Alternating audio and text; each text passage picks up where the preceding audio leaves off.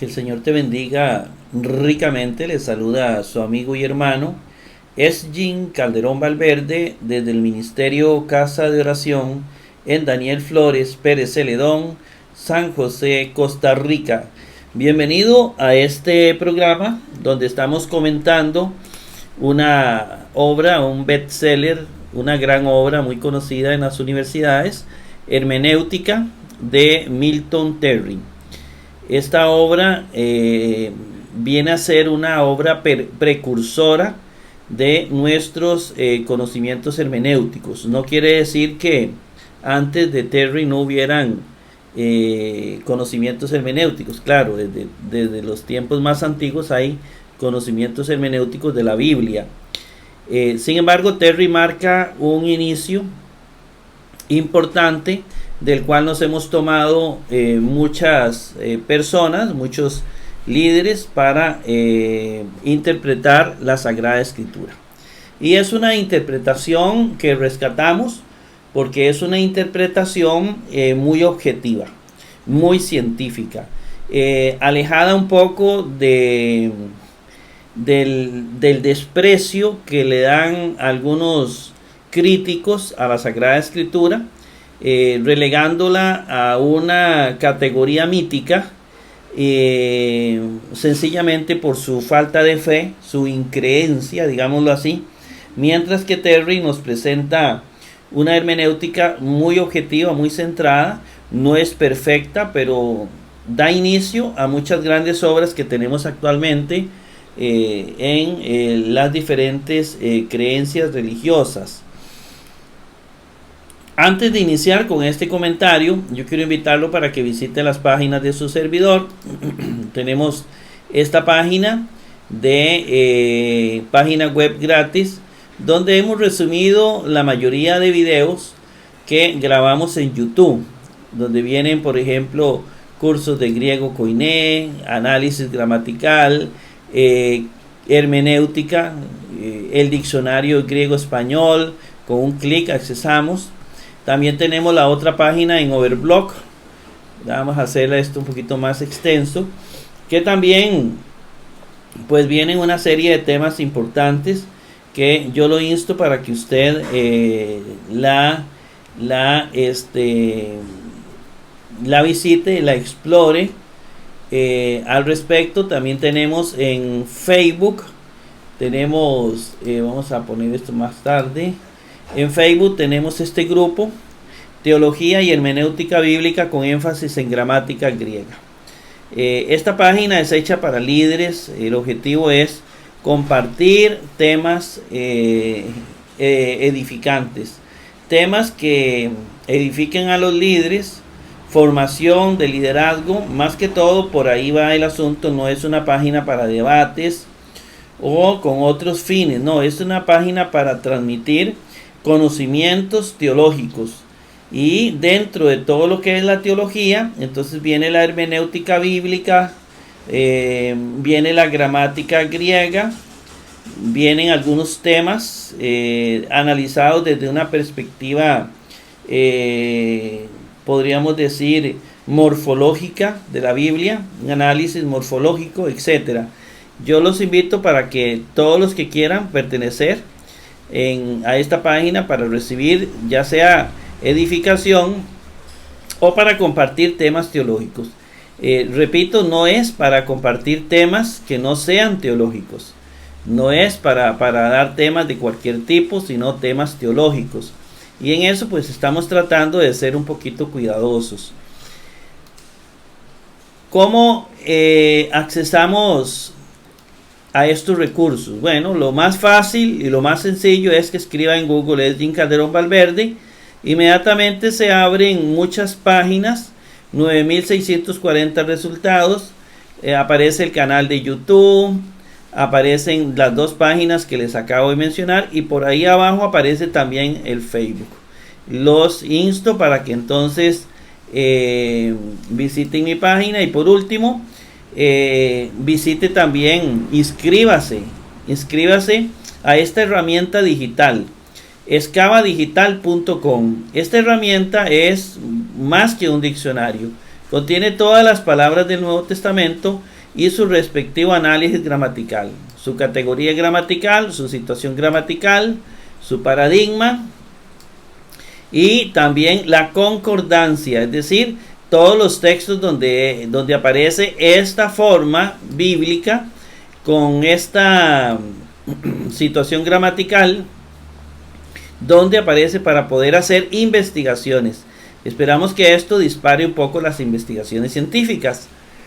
Bien, vamos a pasar inmediatamente a la lección, a los comentarios a Terry.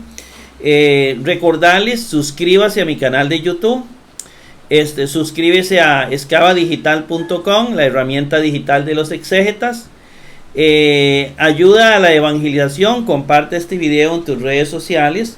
Creemos firmemente que mucha gente es engañada y es alcanzada por falsos profetas, los que no creen en el evangelio, por ignorancia. Cuando una persona comienza a conocer la Sagrada Escritura correctamente, lo primero que se percata es que las sectas están erradas. Eso es lo primero. No hay que ser, no hay que ser una persona que invente doctrinas. No. La Sagrada Escritura es objetiva. ¿Y por qué es objetiva? Porque el autor transmite un mensaje objetivo que se comprueba primero con la misma Sagrada Escritura, con lo que llamamos el contexto de la misma Biblia, pero también hay investigaciones sobre la cultura, la parte histórica, la política que había en ese entonces. Sobre todo estoy hablando del Nuevo Testamento, en los tiempos de Jesús. Entonces, si hay herramientas, hay una forma científica de determinar lo que el autor quiso. Igualmente, hay formas que son pasajes oscuros. Y cuando un pasaje es oscuro, yo no voy a sacarle provecho para mi grupo religioso. Si es oscuro, pues hay que poner, como en la Biblia de Jerusalén aparece muchas veces, pasaje oscuro. Y los grandes teólogos, las personas serias, los grandes eruditos, ellos ponen en las Biblias pasaje oscuro, pasaje difícil de comprender. Y entonces no podemos agarrar ese pasaje para fundamentar una doctrina subjetiva. Las sectas se basan en versículos aislados. ¿Para qué? Para poder engañar a las personas.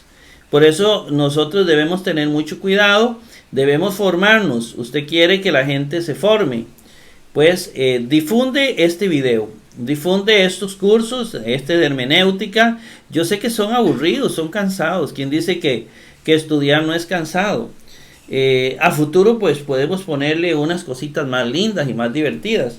Pero estamos analizando un libro donde yo no quiero que se pierda una sola palabra. Y por eso hay que hacer un esfuerzo para comprender y entender lo que dice Terry. Yo lo insto para que tome lápiz, busque y vaya escribiendo ideas principales, vaya deteniendo el video, y de esa manera usted se va a formar y va a formar a su entorno. Comparte este video en las redes sociales. La gente no quiere oír de Biblia. Nuestra misma gente no quiere escuchar de Biblia, no quiere cursos bíblicos. Y a la gente hay que concienciarla. Si usted no escucha cursos de Biblia, cualquier falso profeta te va a engañar, ¿verdad? Entonces eso es una realidad.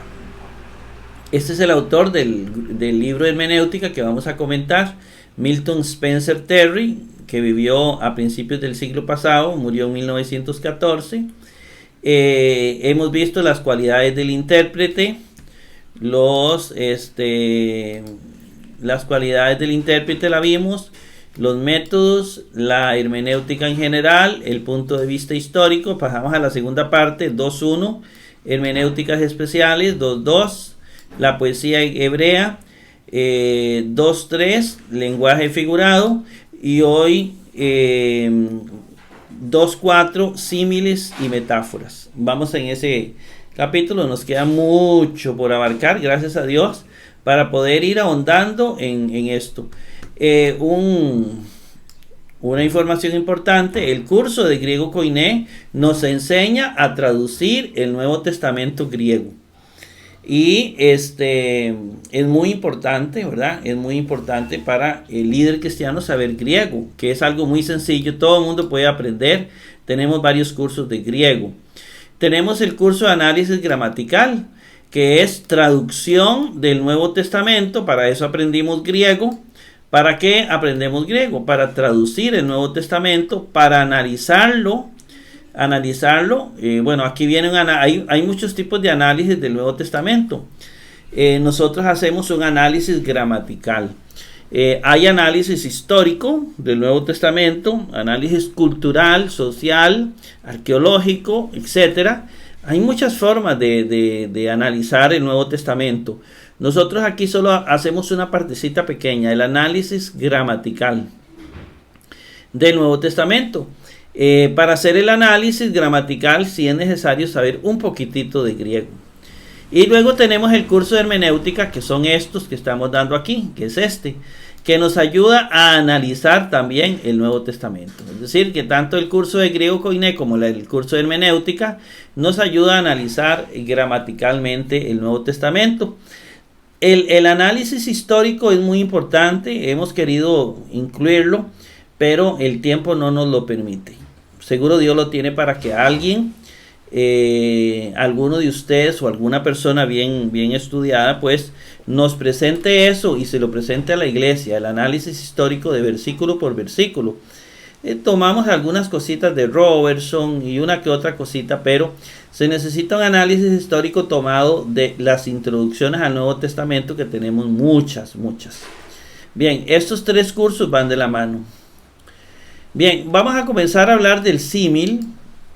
Cuando se hace una comparación, el símil es una comparación formal entre dos objetos, buscando impresionar la mente con algún parecido o semejanza.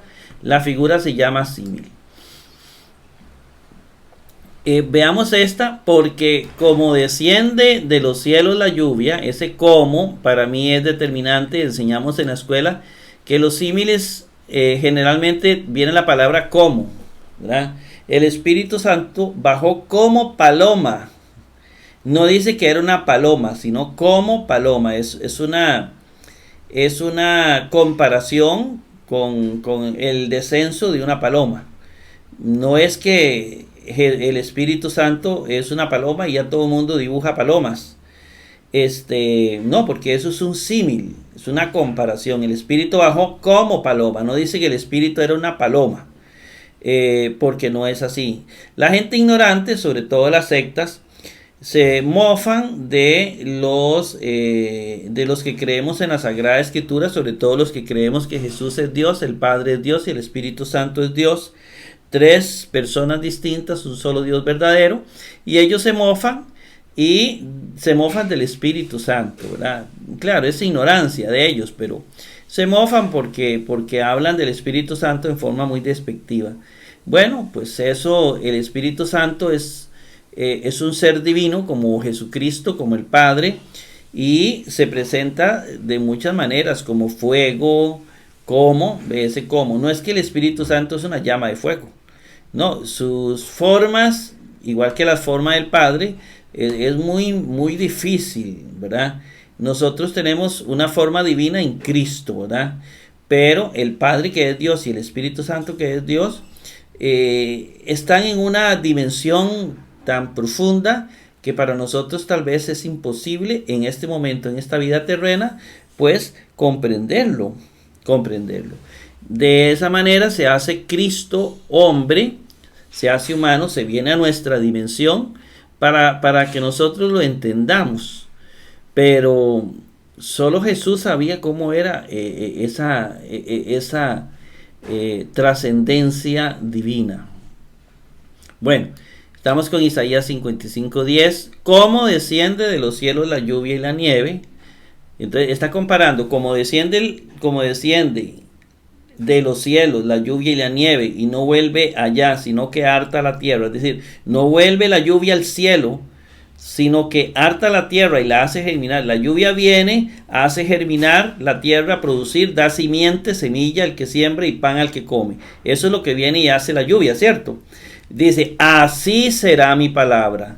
Lo compara con la palabra. Es decir, los cielos, la lluvia, etcétera, así será mi palabra, como eso que sale de mi boca, no volverá a mí vacía, antes hará lo que yo quiero, será prosperada en aquello para que la envíe. Es una comparación muy interesante. Y este texto, hay que entender el texto del Antiguo Testamento, hay que entenderlo a la luz del Nuevo Testamento. Si usted se queda con un texto del Antiguo Testamento sin haberlo hecho pasar por el filtro del Nuevo Testamento, pues termina creando una secta nueva, una nueva secta, una nueva herejía. En ningún momento aquí dice, por ejemplo, cuando habla de mi palabra, muchos podrían decir, mire, pero está hablando de Cristo. Podría ser de un modo muy simbólico, ¿verdad? Que los cristianos podrían ver en mi palabra que sale de mi boca, la boca de Dios. No volverá a mí vacía. Cristo viene al mundo y no vuelve al Padre vacío. Dios no tiene boca.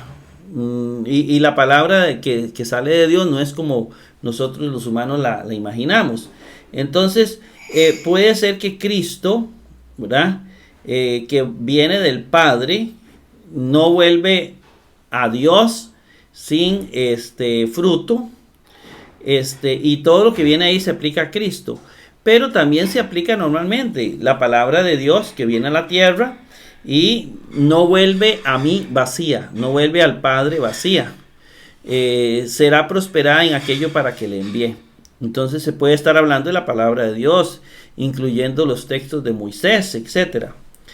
Bueno, pero la idea aquí es el símil, ¿verdad? La comparación que hay entre dos ideas.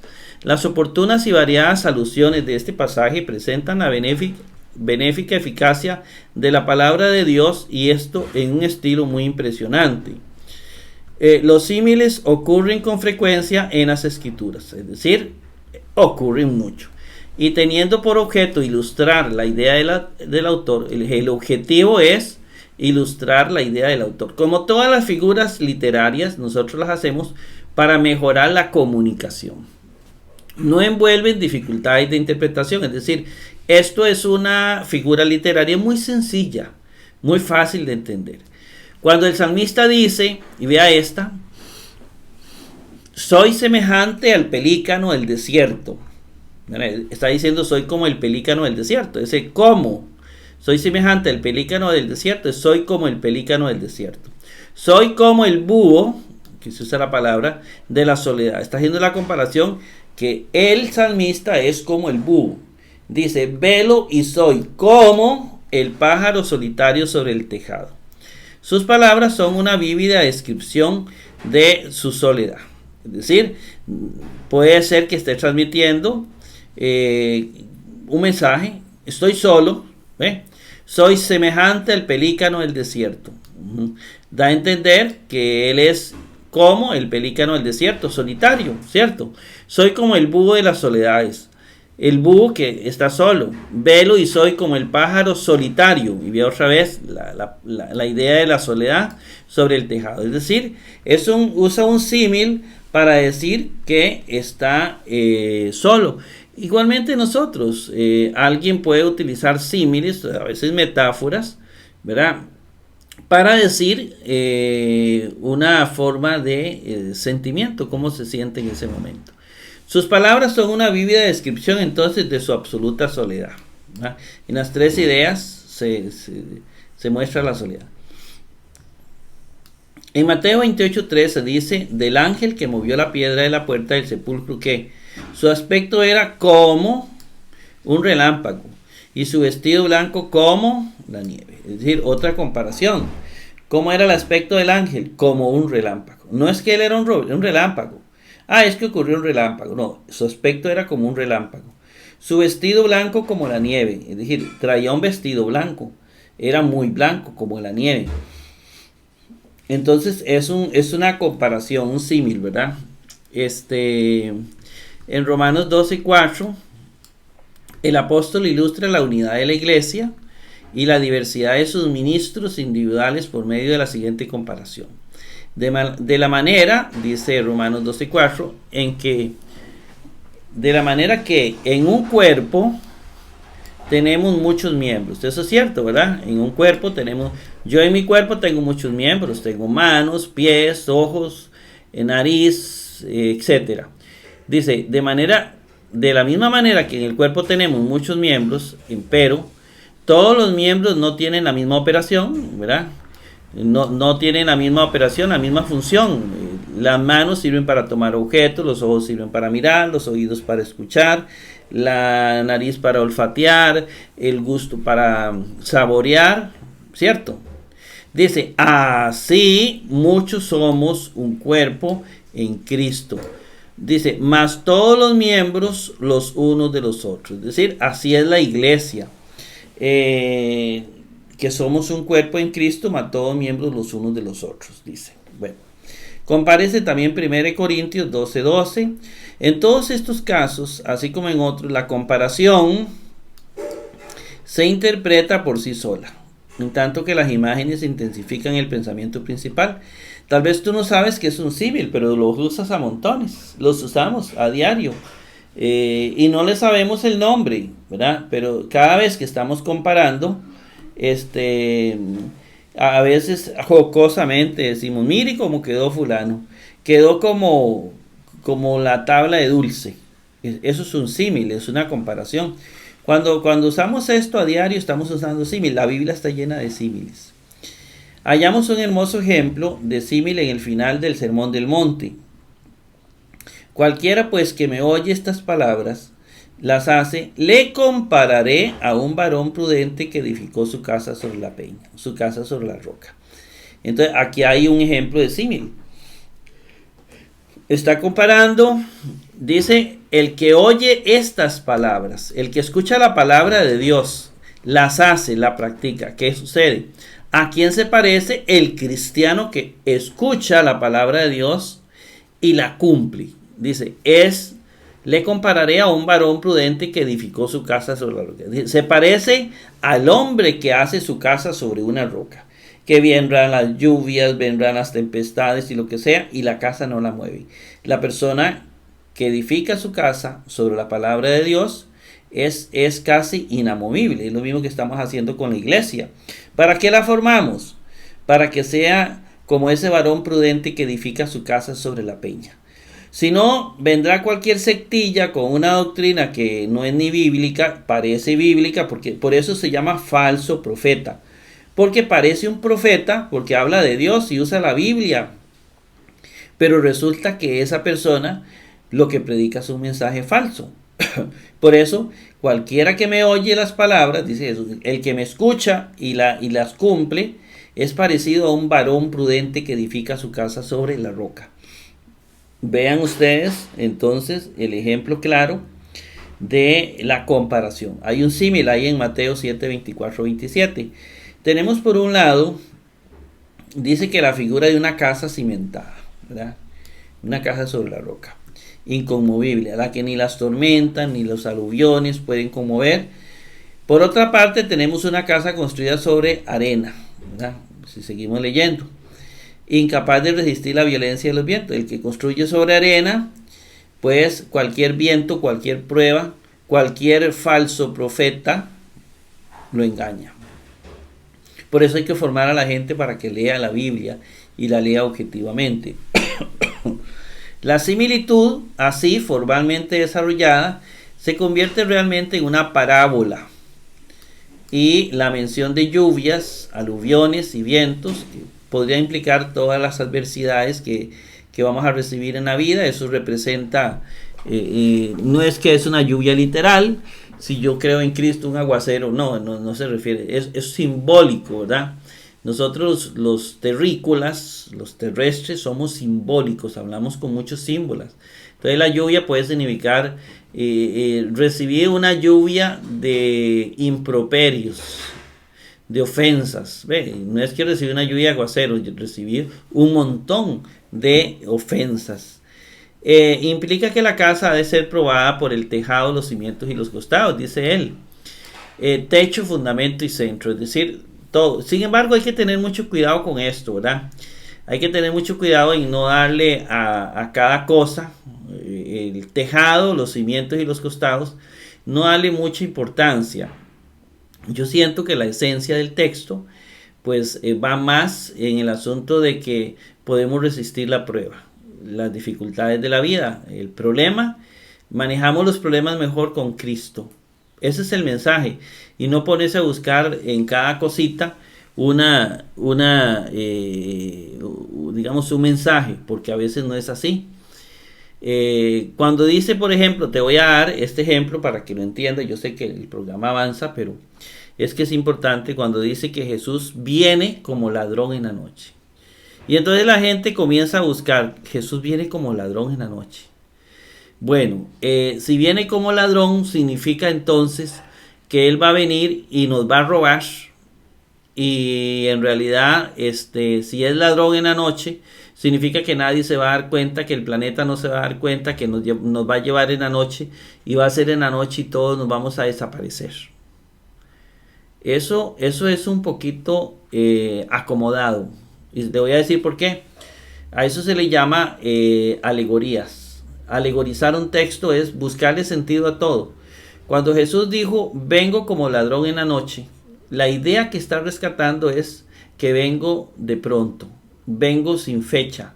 Nadie sabe el momento en que yo vengo. Como el ladrón llega a la casa y no sabe en qué momento llega.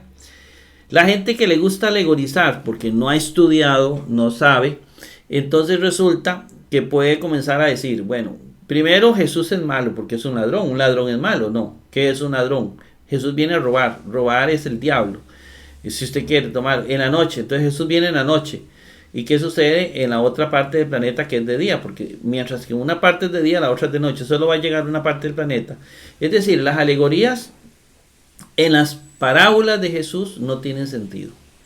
Entonces hay que tener cuidado con las alegorías. Cuando hay algo, pues sencillamente hay que ver qué es el mensaje, qué es lo que Jesús quiere enfatizar.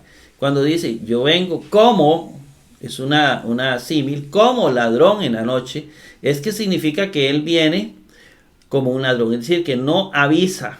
Él no va a decir el día antes, bueno, mañana llego a la tierra y me voy a llevar a la iglesia. No, Él no avisa. No va a avisar, vengo como ladrón en la noche. Porque el ladrón en la noche cuando llega no avisa, ¿verdad que no? Entonces, esa es la comparación. Nada más, no es comenzar a buscarle a todo sentido.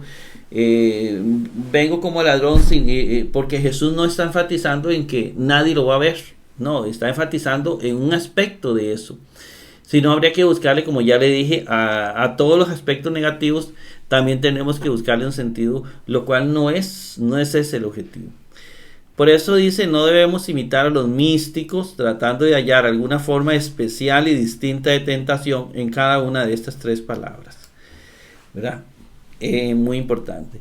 El gran símil presenta en forma muy impresionante el porvenir seguro que espera a los que creen y obedecen la palabra del Señor Jesús, como asimismo el que espera a los que oyen pero se niegan a obedecer.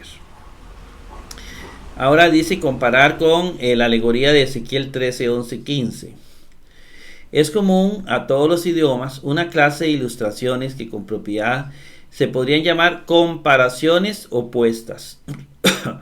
Hablando estrictamente, no son símiles, metáforas, parábolas ni alegorías, las comparaciones opuestas. Sin embargo, incluyen algunos elementos de todas ellas juntas. Se introduce un hecho o una figura con propósitos ilustrativos y sin embargo no se usan palabras formales de comparación. Pero el que lee o escucha percibe inmediatamente que se supone una comparación. Algunas veces esas comparaciones, recuerden que estamos hablando de comparaciones opuestas. Dice, algunas veces esas comparaciones supuestas siguen a un símil regular. Por ejemplo, veamos 2 Timoteo 2:3. Tú pues sufre trabajos como fiel soldado de Jesucristo. Ve, ese el cómo nos indica que hay una comparación. Sufre trabajos como fiel soldado de Jesucristo. Inmediatamente después de estas palabras, conservando la figura introducida por ellas en la mente del lector, el apóstol añade, ninguno que milita es estar en el servicio militar, en el ejército, se embaraza en los asuntos de la vida. Es decir, recuerde que el soldado, y sobre todo en aquel momento, pues se aislaba de todo, hasta de la esposa, a fin de agradar a aquel que lo tomó por soldado, ¿verdad? Que es el llamado de los cristianos. Hay una comparación del que está en un ejército y el que es cristiano. Aquí no hay figura de lenguaje, sino la declaración sencilla de un hecho plenamente reconocido en el servicio militar. Siguiendo al símil del verso 3, está necesaria la aplicación de ella. Luego siguen otras dos ilustraciones, cuya aplicación también se presume que el lector mismo la hará. Y aún también el que lidia no es coronado, sino lidiare legítimamente.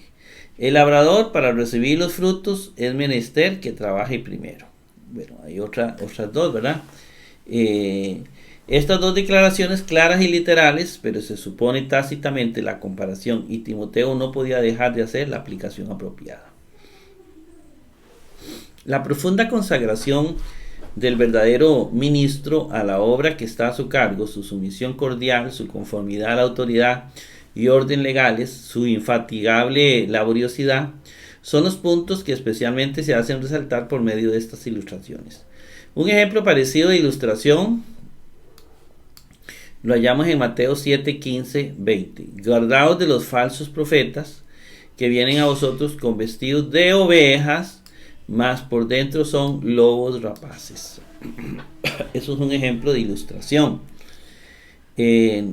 Aquí tenemos, veamos la explicación del autor. Aquí tenemos una metáfora atrevida, vigorosa. Nos obliga a pensar en el falso maestro como en un lobo oculto. El falso maestro es como un lobo oculto a la vista del público por medio del disfraz que le proporciona el cuero de una oveja. Pero el versículo siguiente introduce otra figura enteramente distinta. Por sus frutos los conoceréis. Luego, para dar aún mayor sencillez a la figura nuestra, nuestro Señor pregunta: ¿cógense uvas de los espinos o higos de los abrojos? La pregunta exige una respuesta negativa. Ella misma constituye una negativa llena de énfasis. En consecuencia, o por lo tanto, procede a usar la fórmula de comparación. Así, todo buen árbol lleva buenos frutos, mas el árbol maleado los lleva malos. Ahí está la comparación. Está comparando, ¿verdad?, el llevar buenos frutos con el fruto del árbol. Entonces, abandonando la comparación formal, un día mucho trabajo, muy trabajado. Entonces, abandonando la comparación formal, añade: no puede el buen árbol llevar malos frutos. Un buen árbol da buenos frutos, ni el malo llevar buenos. Todo árbol que no lleva buen fruto, cortes y eches en el fuego. Esto se hace en el árbol, se compara con el buen cristiano. Así que, en vista de estos hechos también conocidos, innegables, aducidos por mí como ilustraciones, repito la afirmación que hice hace poco: por sus frutos los conoceréis. Entonces, un árbol se conoce por sus frutos. Un cristiano se conoce por sus frutos. Ve la comparación del cristiano con un árbol. En otro capítulo demostraremos que toda verdadera parábola es un símil, aunque no todos los símiles sean parábolas. En toda parábola hay una comparación. Se compara el reino de Dios con la semilla de mostaza, se compara el reino de Dios con el agricultor, es decir, todo es un símil. Ahora, no todos los símiles son parábolas. Usted, para decir un símil, no necesita hacer una parábola. Los ejemplos de comparación supuesta que hemos dado, aunque se distinguen tanto del símil como de la parábola propiamente dichos, contienen elementos esenciales de ambos. Pasamos la página y vemos ahora sí, ya vimos lo que es el símil. Ahora vamos a entrar a la metáfora y también a otras más. La metáfora es una comparación implicada y en todos los idiomas ocurre con mucha frecuencia, con mucho más frecuencia que el símil. Se diferencia del símil en ser una forma de expresión más breve, más contundente, en el que transforma las palabras de su significado literal a otro nuevo y notable. Pongan atención a eso. Veamos Oseas 13:8. Los devoraré como león. Es un símil. Veamos el cómo, ¿verdad? Los devoraré como león. Es un símil porque es una comparación. ¿Cómo lo voy a devorar? Como un león. Es normal, ¿verdad? Eso es literal. Se entiende claramente el símil, que es la que acabamos de ver. Pero en Génesis 49:9, vea lo que dice. Cachorro de león es Judá. Judá, uno de los hijos de Jacob, dice que es un cachorro de león. Y será un cachorro de león. Es como un cachorro de león. Pero cuando dice cachorro de león, ya es una metáfora. Ya está diciendo que es un cachorro para decir que es como un cachorro. Eso es una metáfora. Porque ya lo está diciendo una exageración. Podemos comparar alguna cosa con la fuerza salvaje y la rapacidad del león, con el vuelo rápido del águila, con la brillantez del sol, con la belleza de la rosa. En cada uno de estos casos empleamos las palabras en su sentido literal. Pero cuando decimos Judá es un león, ¿no? Es como un león, pero a veces decimos, y así aparece en la literatura, eso es una metáfora, es una exageración. Jonatán era un águila. Eso es una exageración. Para decir que era un hombre muy rápido, que volaba mucho, o no sé qué más. Pero Jonatán era un águila, no, Jonatán era como un águila. Entonces, eso es otra metáfora. Yahvé es un sol. No, Yahvé no es un sol. Yahvé es el creador del sol. Pero es una metáfora, ¿verdad? Mi amada es una rosa. No, es como una rosa. Pero al decir es una rosa, estamos dando una especie de exageración. Inmediatamente percibimos que las palabras león, águila, todo lo demás, no están empleadas literalmente. Eso no es literal, ¿verdad? Judá es un león, ¿eso es literal? No, eso es simbólico. Es un simbolismo, una metáfora. Es simbólico porque él no puede ser un león, es como un león. Incluso es como un león, también es simbólico, ¿verdad? Pero aquí en el simbolismo es una metáfora, una exageración. Dice no están empleadas literalmente, sino que con ellas se quiere denotar únicamente alguna cualidad o característica de estas criaturas. Eso es lo que quiere rescatarse. De aquí que la metáfora, como su nombre lo denota, en griego metafero, transportar o transferir, es una figura de lenguaje mediante la cual el sentido de una palabra se transfiere a otra. Este proceso de usar palabras en nuevas construcciones marcha constantemente, y como hemos visto en capítulos anteriores, el sentido trópico de muchas palabras al final llega a ser el único en que se usa. Por eso todo idioma es en gran medida un diccionario de metáforas desvanecidas. Qué linda esa palabra. Las fuentes de donde se extraen las metáforas bíblicas deben buscarse principalmente en el escenario natural de las tierras bíblicas, en las costumbres, en las antigüedades del Oriente, en el culto ritualista de los hebreos. Me detengo aquí un momentito. ¿De dónde se toman las metáforas bíblicas? Las que están en la Biblia.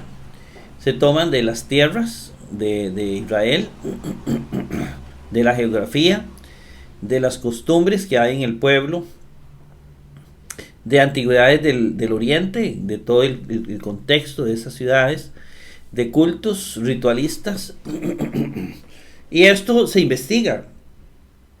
Entonces muchas veces para entender una metáfora hay que conocer un poquito de costumbres, de tradiciones, de geografía y de historia, entre tantos, para poder comprender las diferentes metáforas o simbolismos bíblicos.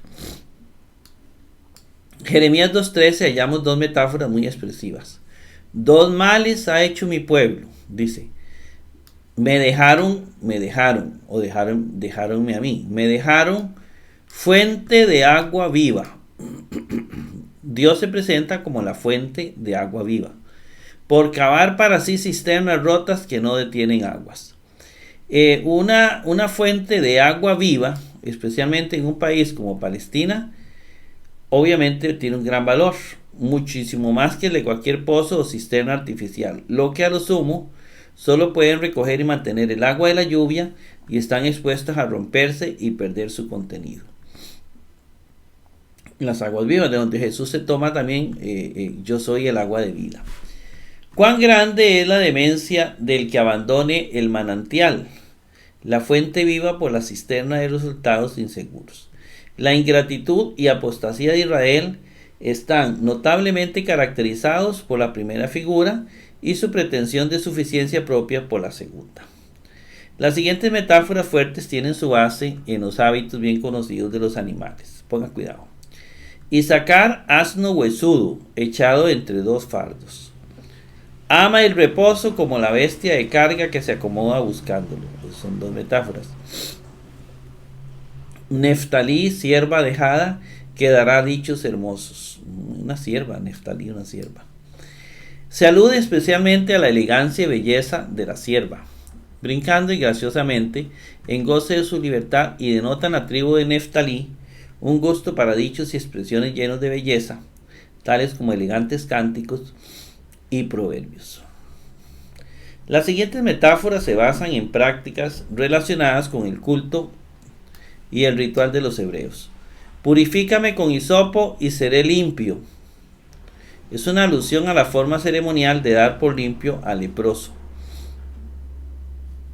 que con hisopo se le rociaba y ya quedaba purificado, y su casa y la persona contaminada por haber tocado un cadáver.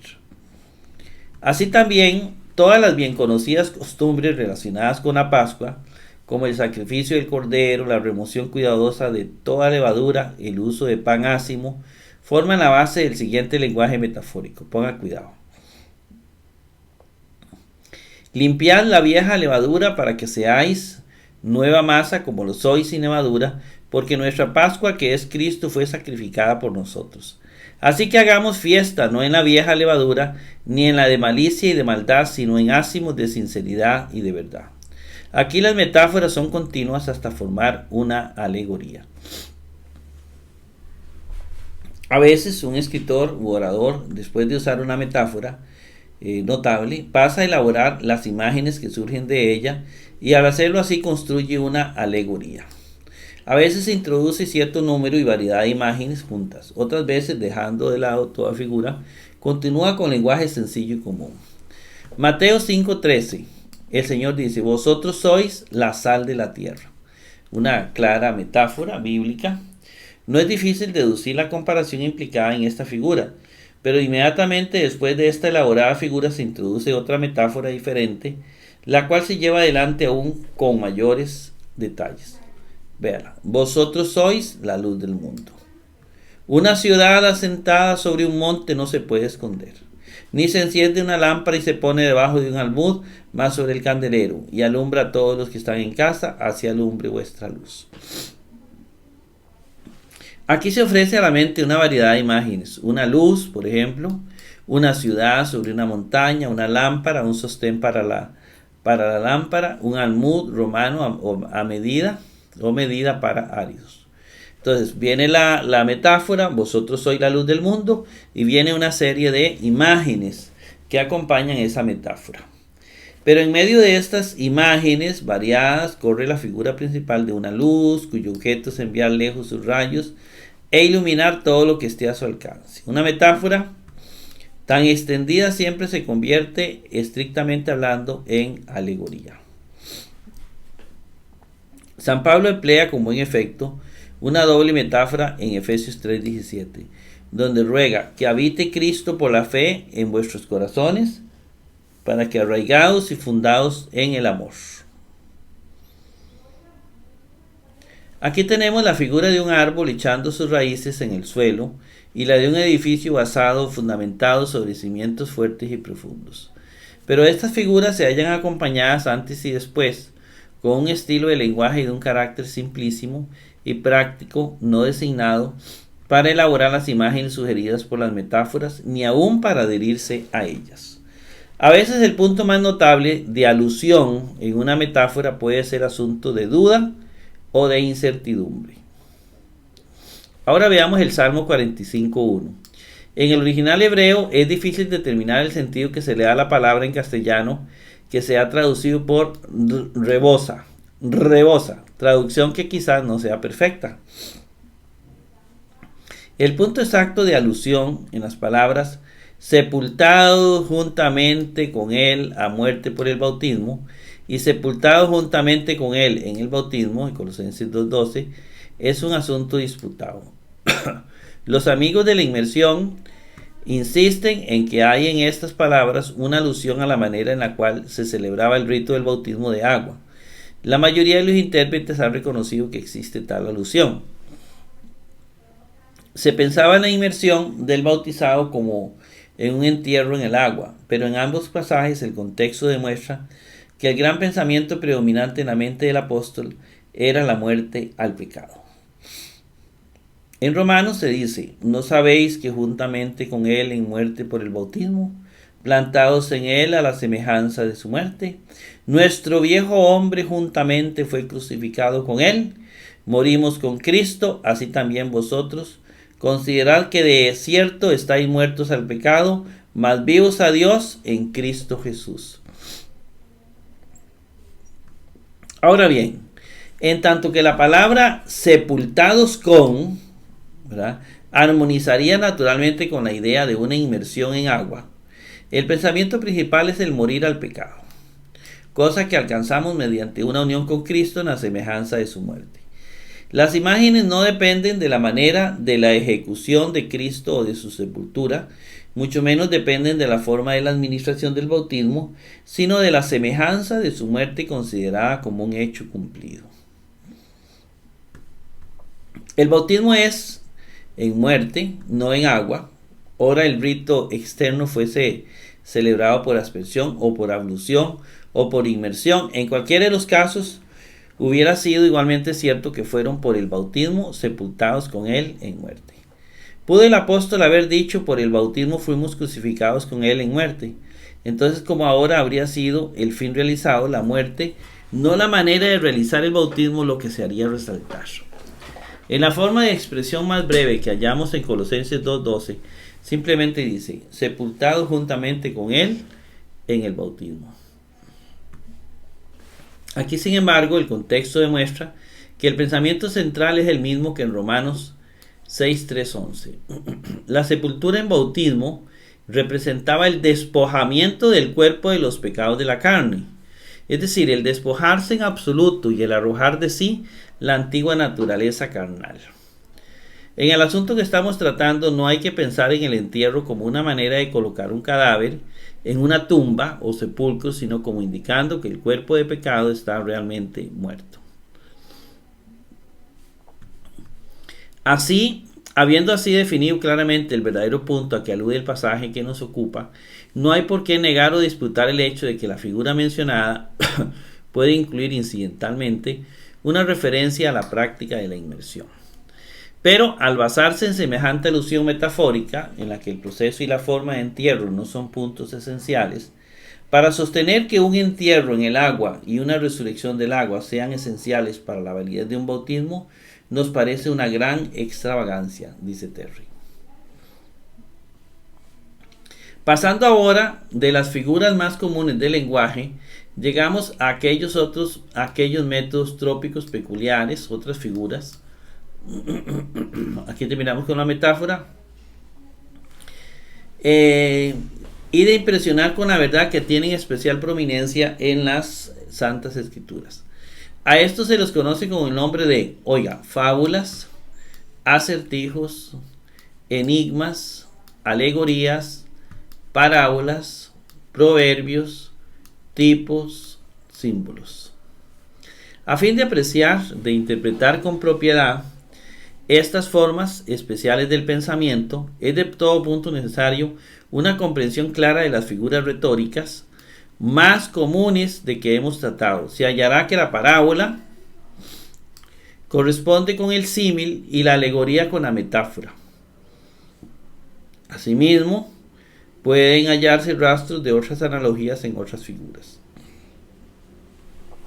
Un análisis y tratamiento científico de estos tropos más prominentes de la Biblia nos obligarán a distinguir y discernir entre algunas cosas que en el lenguaje popular se confunden con mucha frecuencia. De estas figuras especiales, la más ordinaria en dignidad es la fábula. Consiste esencialmente la fábula en el hecho de introducir en las imágenes del lenguaje individuos de la creación irracional, así como en la naturaleza, tanto la animada como la que no lo es, como si estuviesen poseídos de razón y de habla, hasta representándoles como actuando, andando, aunque ello sea contrario a las leyes de su ser. Ya vamos a dar ejemplos de la fábula. Hay un notable elemento imaginario en toda la maquinaria de las fábulas. Sin embargo, la moral que con ella se busca enseñar generalmente es tan evidente que no hay dificultad en comprenderla. Dice Milton Terry que la fábula más antigua de la cual existen rastros es la de Jotán, en Jueces 9:7-20. En ella se representa a los árboles como saliendo a buscar y ungir un rey. Invitan a la oliva, a la higuera, a la vid a venir y reinar sobre ellos, pero todos se niegan alegando que sus propósitos y sus productos naturales requerirían todo su cuidado. Entonces los árboles invitan al escaramujo, el cual no se rehúsa, pero con hiriente ironía insiste en que todos los árboles vengan y se refugien bajo su sombra. Que el olivo, la higuera, la vid se acojan a la sombra protectora de una zarza. De no hacerlo así, se añade significativamente entonces, fuego salga del escaramujo que devore los cedros del Líbano. El mísero inservible escaramujo, enteramente incapaz de proteger con su sombra ni aún al arbusto más pequeño, podía muy bien sin embargo servir para encender un fuego que pronto devoraría hasta los más nobles árboles. De esta manera Jotán, haciendo una inmediata aplicación de su fábula, predice que el débil e inservible Abimelech, a quien los de Siquén tanto se habían apurado a constituir en rey, resultaría una maldita antorcha que quemaría sus más nobles caudillos. Salta a la vista el hecho de que todas estas imágenes de árboles que hablan, que andan, etc., es pura fantasía. No se fundan en ningún hecho y sin embargo presentan un cuadro vívido e impresionante de las locuras políticas de la humanidad al aceptar el patrocinio o dirección de caracteres tan indignos como el de Abimelech. Otra fábula muy semejante es la de Jotán. Muy semejante a la de Jotán está en 2 de Reyes 14:9. Los apólogos de Jotán y Jonás son las únicas verdaderas fábulas que aparecen en la Biblia. En su interpretación hay que guardarse del error de querer exprimir demasiado las imágenes. No hay por qué suponer que cada palabra y alusión tenga un significado especial como hacen los alegoristas. Recordemos siempre que un aspecto distinto de las fábulas es que no son paralelos exactos de las cosas que están destinadas a aplicarse. Están basadas en acciones imaginarias de criaturas irracionales, cosas inanimadas y por consiguiente jamás pueden corresponder con la vida real. También debemos notar lo bien que el espíritu y propósito de la fábula armoniza con la ironía, el sarcasmo y el ridículo. De aquí que sea tan conveniente para exponer necedades y vicios del hombre. Muchos de los proverbios más útiles no son más que fábulas compendiadas. Aunque la fábula pertenece al elemento terreno de moralidad prudencial, aún de ese elemento puede echar mano y valerse la sabiduría divina. El acertijo difiere de la fábula. Vamos a ver el acertijo, en que tiene por objeto confundir y poner en perplejidad al que lo oye. Ese es el objetivo del acertijo, confundir y desarrollar perplejidad al que lo escucha. Adrede se hace oscura, es decir, a propio se hace oscura, a fin de poner a prueba el ingenio y penetración del que se propaga a resolverlo. El salmista dice: acomodaré a ejemplos mi oído, declararé con el arpa mi enigma. Abriré mi boca en parábolas, derramaré enigmas de lo antiguo. De modo que los acertijos, los dichos oscuros, los enigmas que ocultan el pensamiento y al mismo tiempo incitan a la mente inquisitiva a descubrir sus ocultos significados, tiene su lugar en las escrituras. Aquí lo vemos, ¿verdad? Ahí tiene su lugar.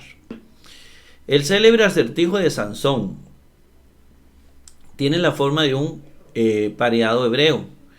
Del comedor salió comida y del fuerte salió dulzura. La clave de este acertijo aparece en los incidentes relatados en los versículos 8 y 9. Del cuerpo de una fiera devorado procedió el alimento que tanto Sansón como sus padres habían comido. Y de aquella osamenta que había sido una encarnación de fortaleza, procedió la dulce miel que las abejas habían depositado allí. Un ejemplo notable de acertijo en el Nuevo Testamento es Apocalipsis 13:18, el número de la bestia. Aquí hay sabiduría, el que tiene más entendimiento cuenta el número de la bestia, es el número de hombre, el número es 666. Este acertijo ha llenado de perplejidad a los críticos e intérpretes a través de todos los siglos, desde la época en que fue escrito. Número de hombre muy naturalmente significaría el valor numérico de las letras que componen el nombre de un hombre. Los dos nombres que más favor han hallado en la solución de este problema han sido el griego Latinus y el hebreo Neron César, Kaiser. Cualquiera de los dos constituye el número requerido, y uno y otro se aceptará según la interpretación que uno dé a la bestia simbólica de que se trata. Uno de los antiguos oscuros dichos es el fragmento poético atribuido a Lamec, en Génesis 4:23-24. La oscuridad que rodea este cántico indudablemente proviene de nuestra ignorancia de las circunstancias que lo originaron. Posible es que todo el cántico fuese un acertijo y que haya ocasionado tanta perplejidad a las mujeres de Lamec como a los intérpretes bíblicos. Existe un elemento enigmático en el diálogo de nuestro Señor con Nicodemo en Juan 3:1-13. La profunda lección contenida en las palabras del versículo 13: el que no nace otra vez no puede ver el reino de Dios, llenaron de perplejidad y confusión al príncipe judío. En lo profundo de su corazón, el Señor, que sabe lo que hay en el hombre, descubrió su necesidad espiritual. Sus pensamientos estaban demasiado fijos en las cosas externas, lo visible, lo carnal. Los milagros de Jesús le habían impresionado grandemente y quería hacer averiguaciones de aquel gran obrador de maravillas como de un maestro comisionado divinamente. Jesús interrumpe todos sus cumplidos, le sorprende con un dicho misterioso que parece equivalente a decir: no hables de mis obras ni te preocupes de dónde procedo. Vuelve tus ojos hacia tu ser interno. Lo que necesitas no es nuevo conocimiento, sino nueva vida. Y esa vida solo puede obtenerse mediante otro conocimiento. Cuando Nicodemo manifestó su sorpresa y maravilla, fue censurado con la observación: ¿tú eres el maestro de Israel y no sabes esto?, le dijo Jesús. ¿No había orado el salmista pidiendo: oh Dios, crea en mí un corazón limpio? ¿No había la ley y los profetas hablado de una circuncisión divina del corazón? ¿Por qué entonces un hombre como Nicodemo se sorprendía ante los dichos y profundos del Señor? Sencillamente porque su vida interna y el discernimiento espiritual eran incapaces en ese entonces de comprender las cosas del Espíritu de Dios. Para él resultaba como un enigma. El mismo estilo de discurso enigmático aparece en los dichos del Señor en la sinagoga de Capernaum. También en sus primeras palabras a la samaritana. En su respuesta a los discípulos cuando volvieron y maravilláronse de que hablaba con una mujer y le pidieron que comiera. Su respuesta al respecto fue mal entendida por ellos, como pasó con Nicodemo y con la samaritana. Dice San Agustín: ¿cómo extrañarnos de que la samaritana no entendiera agua? He aquí que los discípulos aún no entienden comida. Pensaron si alguien le habría traído de comer durante la ausencia de ellos. Entonces Jesús habló más claramente: mi comida es que, indicando un fin y un propósito, haga la voluntad del que me envió y que acabe su obra. Su éxito con la samaritana era para él de más valor que el alimento corporal, porque elevaba su alma a la santa convicción y seguridad de que había de realizar con éxito toda la obra para cuya ejecución había venido al mundo. Y luego, conservando aún el tono y estilo de una mezcla de enigma y de alegría, agrega: ¿no decís vosotros que aún hay 4 meses hasta que llegue la siega? He aquí os digo, alzad vuestros ojos y mirad las regiones, porque ya están blancas para la siega. Y el que siega recibe salario y allega fruto para vida eterna, para que el que siembra también goce y el que siega. Como si dijera: mirad, os digo, acabo de estar sembrando la palabra, y ved ya una cosecha repentina surgiendo y lista para recogerse. ¿Cómo no había de ver esto mi comida y mi gozo? O vosotros, mis segadores, regocijados conmigo, el sembrador y vosotros también, olvidados de comer. Las palabras del Señor en Lucas 22:36 son un enigma. Estando para salir para Getsemaní, se dio cuenta de que la hora del peligro llegaba. Recordó a sus discípulos la ocasión cuando les envió sin bolsa, alforja ni zapatos, haciéndoles confesar que nada les había faltado. Entonces les dice: pues ahora el que tiene bolsa, tómela, y también la alforja, y el que no tiene, venda su capa y compre espada. Quería impresionarles con el sentimiento de que el momento de terrible conflicto y peligro era ahora inminente. Tienen que esperar ser asaltados y deben estar preparados para toda defensa justa. Habían de ver horas en que una espada les sería más útil que una capa. Pero es evidente que el Señor no quiso decir que debían literalmente armarse con espadas en beneficio de su causa. Quería prevenirles significativamente del amargo conflicto que se acercaba y de la posición a que tendrían que hacer frente. El mundo estaría contra ellos y les asaltaría en muchas formas, y por consiguiente debían prepararse para la defensa propia y la lucha viril. No es a la espada del Espíritu que el Señor se refiere aquí, sino a la espada como símbolo de ese heroísmo guerrero, de esa confesión audaz e intrépida y ese propósito inflexible de sostener la verdad que pronto sería un deber y una necesidad de parte de los discípulos a fin de defender su fe. Pero los discípulos entendieron mal sus palabras y hablaron de 2 espadas que tenían en su poder. De hecho, ellos nunca entendieron que Jesús, mientras estuvieron con Jesús, ¿verdad?, que Jesús venía con un mensaje diferente, que el mesianismo de Jesús no era violento, no era alzarse en armas. Pero ellos todavía no entendían esto. Jesús no se detuvo para entrar en explicaciones, cortó esa conversación en el tono de quien se da cuenta de que los demás aún no están en condiciones de entenderle y que por consiguiente sería inútil hablarles más sobre el particular. Su lacónica respuesta, basta, fue una manera suave de abandonar el asunto con cierto dejo de ironía. Más que vuestras 2 espadas no necesitáis. Un enigma análogo aparece en Juan 21:18, donde Jesús dice a Simón Pedro: cuando eras más joven te ceñías e ibas a donde querías, pero cuando seas viejo extenderás sus manos, te ceñirá otro, te llevará donde no quieras. Enigma, ¿verdad? El escritor añade inmediatamente que Jesús dio a entender con eso con qué muerte había de glorificar a Dios. Pero es sumamente improbable que en ese entonces Pedro comprendiera el significado de esas palabras. Compararse también Juan 2:19. Y se podría seguir con una cantidad grande de enigmas que hay en la Biblia y otras figuras que vamos a ir viendo paulatinamente. Les recomiendo que tome nota de lo más importante y coméntelo con sus líderes, coméntelo con sus ovejas, coméntelo con sus compañeros y tratemos de ir viendo este tipo de figuras en la Sagrada Escritura. Que el Señor me los bendiga ricamente y nos vemos en el 2.5.